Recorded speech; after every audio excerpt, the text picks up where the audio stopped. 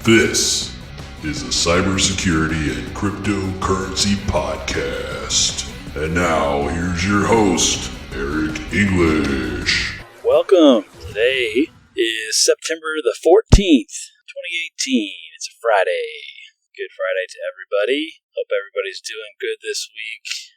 There's been some interesting developments with Ethereum we're going to talk about, and also have some cybersecurity news topics we're going to touch on as well. So we'll kick it off today with some cybersecurity stuff.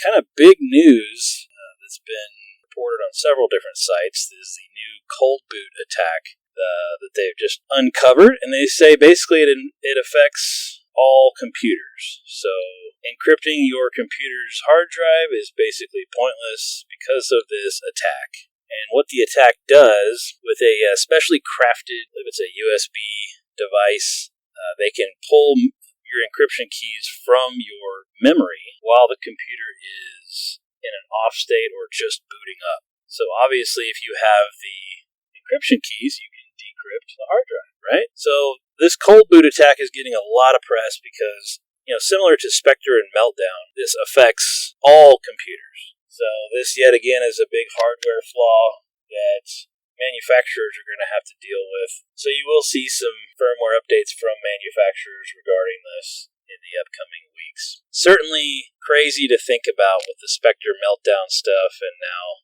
this, basically rendering your hard drive encryption completely pointless. It's a headache for security people. It really, really is. It's just one more thing that we have to worry about, one more thing that we have to try to fix now. So it's not going to be easy if you're a cybersecurity pro and you're in charge of patching all this stuff. It's definitely not going to be easy. But, and also, just like with anything, the scenario has to be perfect, right? So an attacker has to, number one, get your computer from you.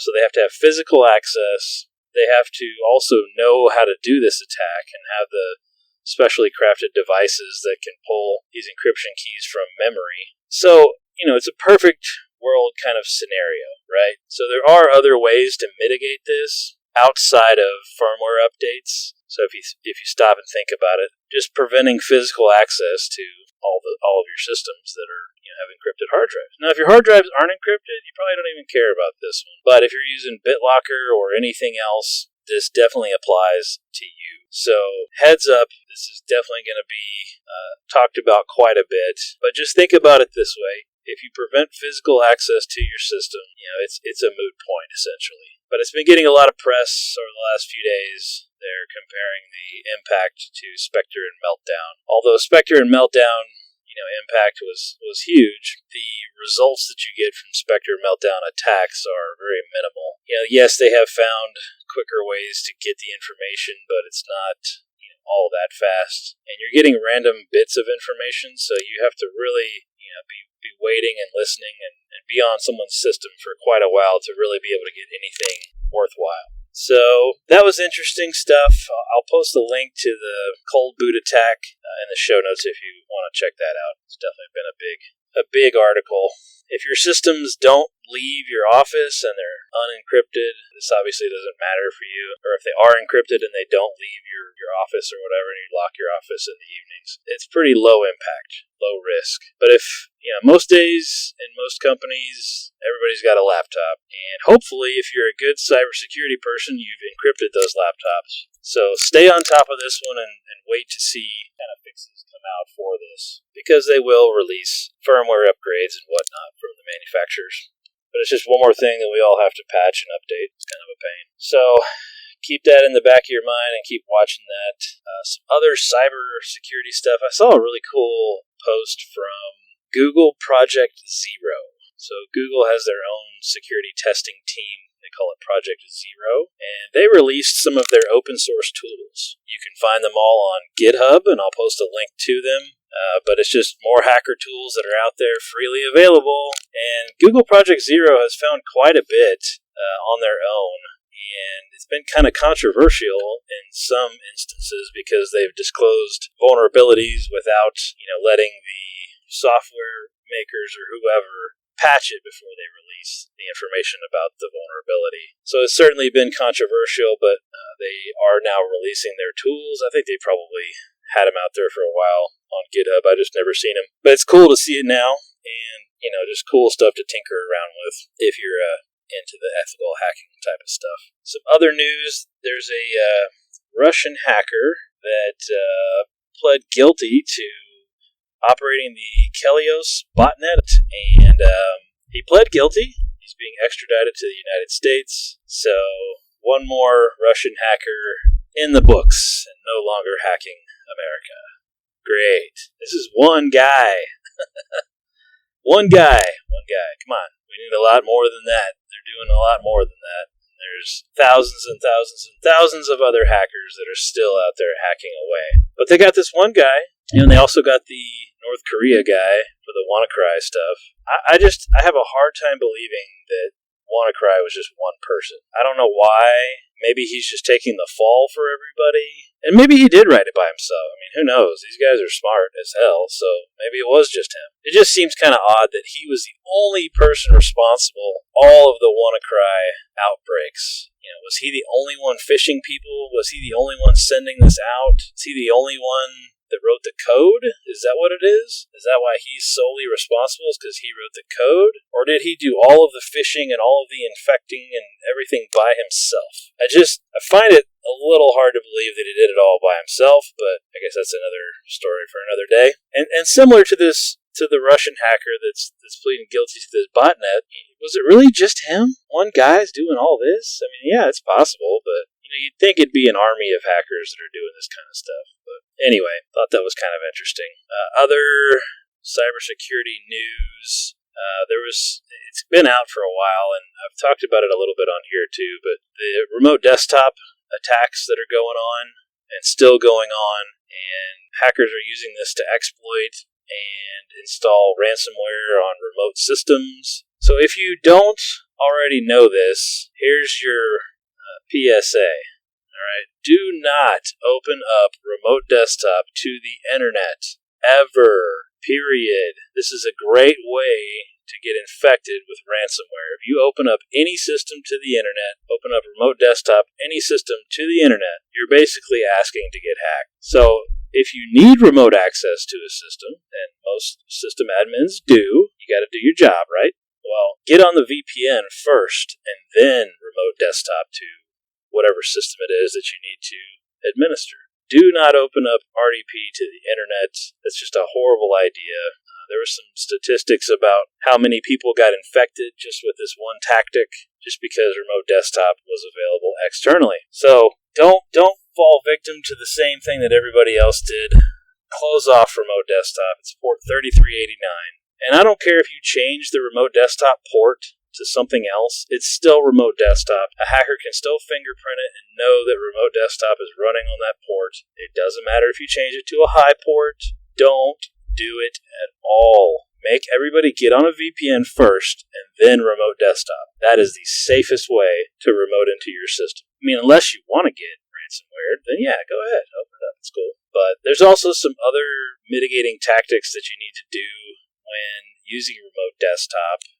First and foremost, RDP over TLS is probably one of the biggest ones. If you're not using remote desktop over TLS, or you don't have it configured correctly, you could be sending your credentials in plain text. Most people save their credentials, their RDP credentials, in their shortcut for remote desktop. So what this does, if RDP over TLS is not configured correctly, or not configured at all, or even turned on, the credentials are passed to the remote server in plain text.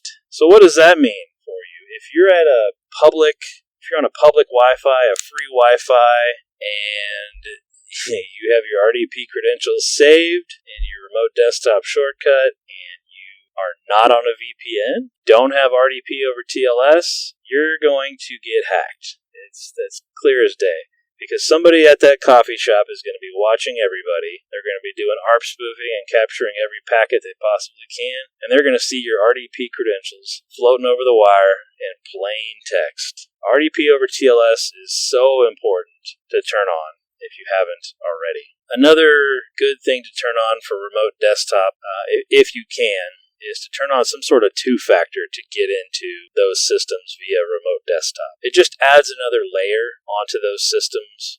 Okta, for example, has a plugin that does this. Duo has a plugin that does this as well. Other software vendors do as well. And I think even Microsoft, through their Azure Single Sign-On, I want to say they've got it there too. So Azure Single Sign-On, if you're utilizing that, you can also, I believe, set up two-factor to get onto your systems. So that's a great idea for anybody using remote desktop. But, first and foremost, get on the VPN first. I mean, that's going to prevent a lot of these attacks from happening. But, if you're not going to be on a VPN or you accidentally forget to not connect to the VPN and you're doing RDP over TLS or not doing RDP over TLS, you're sending your credentials in plain text. And it's pretty obvious that somebody's going to be able to hack you if you're on a public Wi-Fi. So don't be that guy if you can. It's not easy, I know. But secure remote desktop as much as you can if you have to use it. All right. So let's see, what else did we have for cybersecurity? I think that was it for cybersecurity news. As far as cryptocurrencies go, Ethereum announced today that they are doing their hard fork testing in October. That's the big code upgrade that they're going to do in October. So they did come out and formally announce it will be live on their test net in October. I forget what they call the release now. They gave it kind of a cool name, but Ethereum is doing that fork, and that should be interesting to see how that does and see what big changes are actually happening, if any at all. So that'll be really cool. But it's coming up on their test net here pretty soon, so be on the lookout for that if you're an Ethereum fan. Good news, too, for Ethereum. I was talking about it was tanking the other day. Well, it's back up a little bit, so that's good. It did go back up a little bit. It's up around 200 now.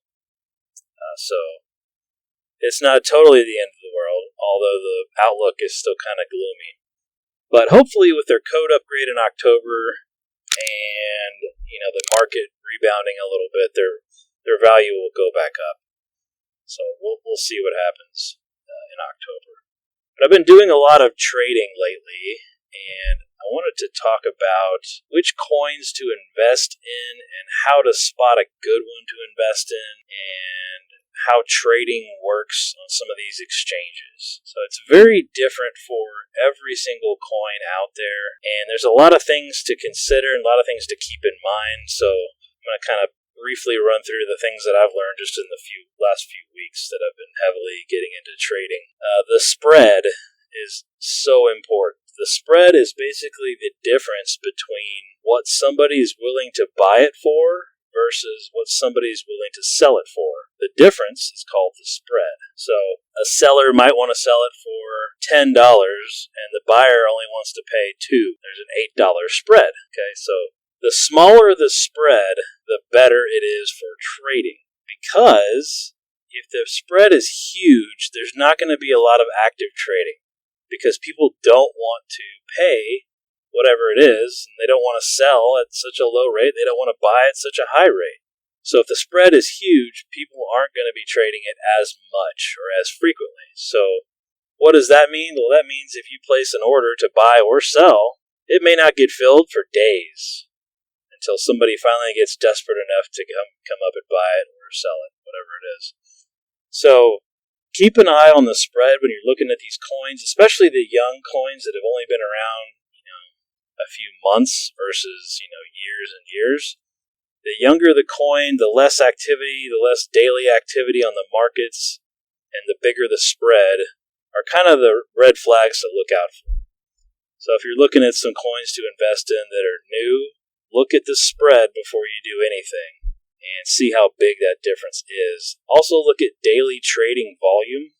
If it's, in the $100,000 range of daily trading, that's good. There's a lot of active trading going on. That also means the spread is probably pretty small as well, so that's good. That means that your buy and sell orders will get filled rather quickly. So, also on some of these exchanges, I've signed up for damn near every single one of them now. There's one called Crex24, Graviex, Crypto Bridge, several others. And you can kind of tell when a coin is listed on some of these exchanges and you're kind of like, I don't know, this coin looks kind of sketchy. And at least in my experience, I've seen that a lot of the things, besides the big name coins, a lot of the coins that are listed on CryptoBridge seem to be a little sketchy. That's just my experience with it. It could just be me and just what I've been researching lately, but it seems like a lot of the coins on there, especially the lower level coins on there, are a little sketchy and probably not worth investing in. But most of the other exchanges are good as far as I can tell for investing. Haven't really seen any huge red flags, but so for example, if you're mining for whatever crypto and you're going onto the exchange to sell it, and you might be mining for a coin that's fairly new, and you're mining for it, you've got a stockpile of it, you want to go out there to the exchange and you want to sell it.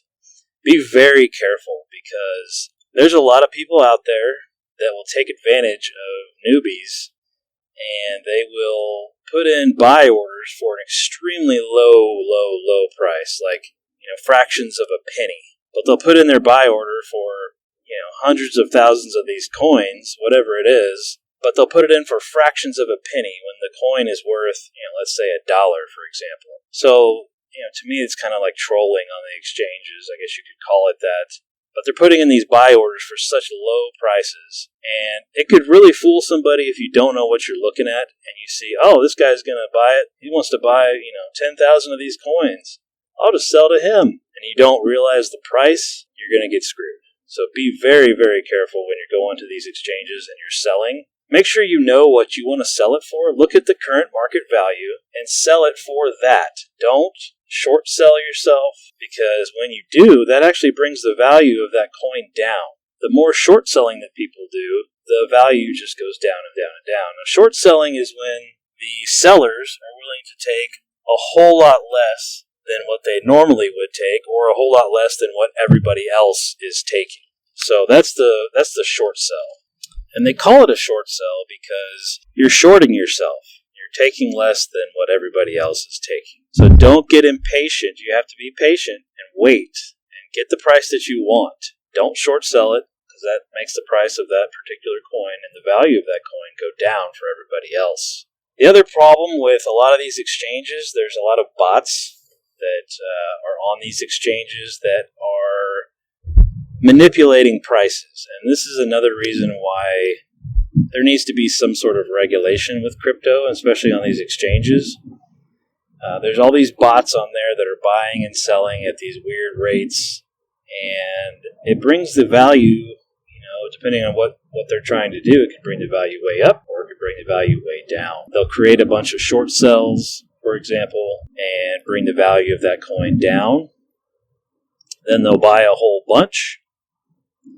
Then when the price is down, they'll buy a whole bunch, and then they tell their bots to go bring the value back up. So as the price of that coin goes back up to wherever they want, then they sell all of the coin that they bought when it was at its lowest rate. So they're manipulating the market, and typically they call them whales, but it's the people with a whole lot of money that can manipulate these markets. They're usually pretty damn good at it.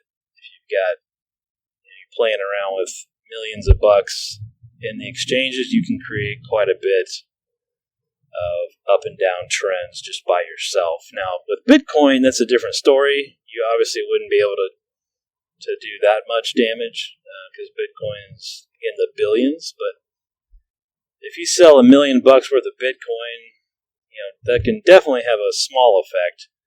But if you sell $1 million of a smaller coin, let's say like, music coin, for example, that one's not even worth all that much. But if you sell $1 million worth of that, you could really create a price drop there. So, moral of the story is you're in control if you're the seller, right? And a lot of these exchanges, they'll tell you how much people are trying to buy, like how many total coins people are trying to buy versus how many total coins are being sold. And on a lot of these, from what I've seen, there's a lot more buyers than there are sellers. So what does that mean? That means the buyers have the control of the price. But they'll get desperate. The sellers have control of the price, and they get desperate, and they end up selling it for a lower rate. So if you're the one selling, you have control over what you're going to sell it for. Don't short sell yourself because you're going to make it tank for everybody else. Wait, put in your sell order, and just wait. The Ethereum fork, by the way, is called Constantinople. I just remembered that. So kind of going back and forth on topics there. Sorry about that. But Constantinople is the new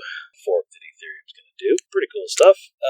Got kind of a crossover story. Brave, the browser company, they filed some litigation with somewhere in the UK regarding how Google and I believe it was Apple use their ad money and their ad tracking and whatnot, and how they use the data from that. As you know, Brave blocks all those ads, so that's really nice. And you don't see a bunch of the crap that's on all these web pages. I like to go to CNET News a lot, and it's brutal with all their freaking ads. It makes their pages load so damn slow. But if you use the Brave browser, it blocks all those ads, and the site is actually functional. It's amazing. So if you haven't tried Brave, I highly recommend it. But Brave also created their own token called BAT token, which is available in the browser itself.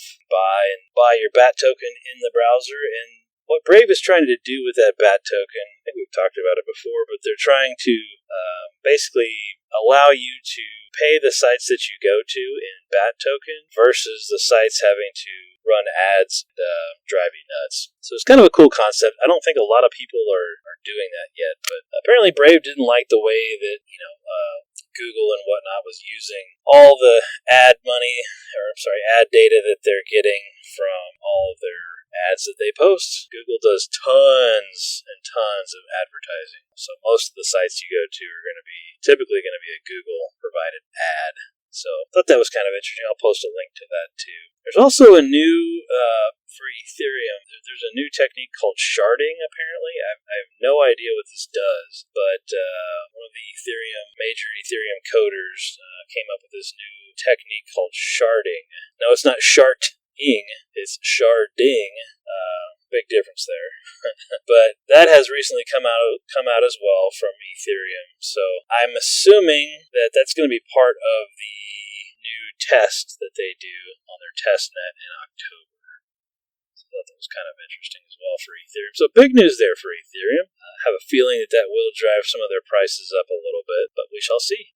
Let's see some other news here. I did have another cybersecurity topic too. I saw some research papers on VLAN hopping, and I don't think that's something that we've talked about on this show yet, the VLAN hopping, but I want to reinforce how important it is to physically segment your networks. I'll post the article to the show notes so everybody can look at it, but essentially VLAN hopping is where you are on one VLAN. Typically you create VLANs to separate traffic, like for voice and data, as an example. Well, oftentimes when I used to do pen testing, I would go in and get on their voice network and then VLAN hop over to their primary data network. And once you've hopped over to their data network, you can pretty much do anything and everything that you wanted to. You can do ARP spoofing, you can do poisoning, everything that you want to do to capture passwords and anything else that you can think of. So VLAN hopping is extremely popular.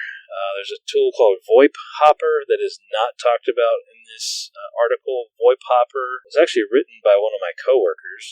It's built into Kali Linux, but it's specifically designed for hopping from a voice VLAN to a non-voice VLAN, like your data VLAN. So VoIP Hopper is not talked about in the article, but they do mention a couple other tools that are also built into Kali for VLAN hopping. So it's extremely easy to do these VLAN hops, and a lot of people don't believe in it. They don't think that it's real. They don't think it can happen, but all it takes is one misconfigured VLAN, and it makes it just extremely easy to VLAN hop. So they do also in the article, they talk about mitigations and how to stop this.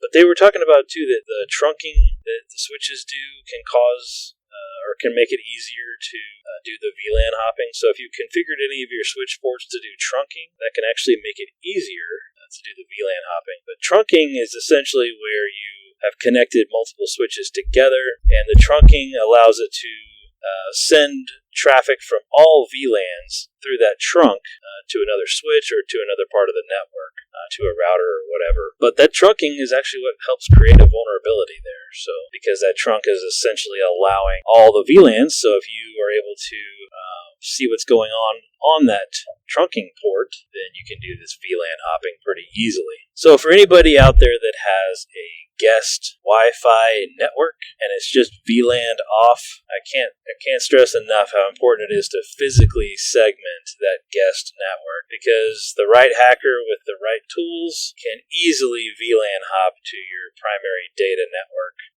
It's just really scary, and people don't think that it's possible. They don't think it's doable. It's very doable and very possible, and actually very easy to do. VoIP Hopper is so extremely easy. It's laughable how easy it is. And there's, like I said, there's a lot of other tools for VLAN hopping that are out there as well, but certainly have to physically segment any untrusted networks. And, physically segmenting, meaning it's not touching any part of your primary network whatsoever. It's on its own separate internet connection and everything. I've seen techniques where people put the guest network in a DMZ, which, I guess that's okay. It's still, in my mind, still needs to be physically segmented from your network completely, on its own wire, on its own internet connection, just completely separate. So check out that VLAN hopping article, and if you're one of the ethical hackers out there, check out these tools in Kali to help you do the VLAN hopping. And check out VoIP Hopper. It's not talked about in this article, but check out VoIP Hopper as well. Very cool stuff, but scary for system admins and security admins when you've got guest networks that are just segmented with VLANs. So make sure you're protecting yourself as best you can on those VLANs. All right, folks, that's all I had for today. It's a nice Friday. Go home and relax and tinker around with some more crypto stuff over the weekend, some buying and trading and whatnot. So I hope everybody has a great weekend, and we will talk next week.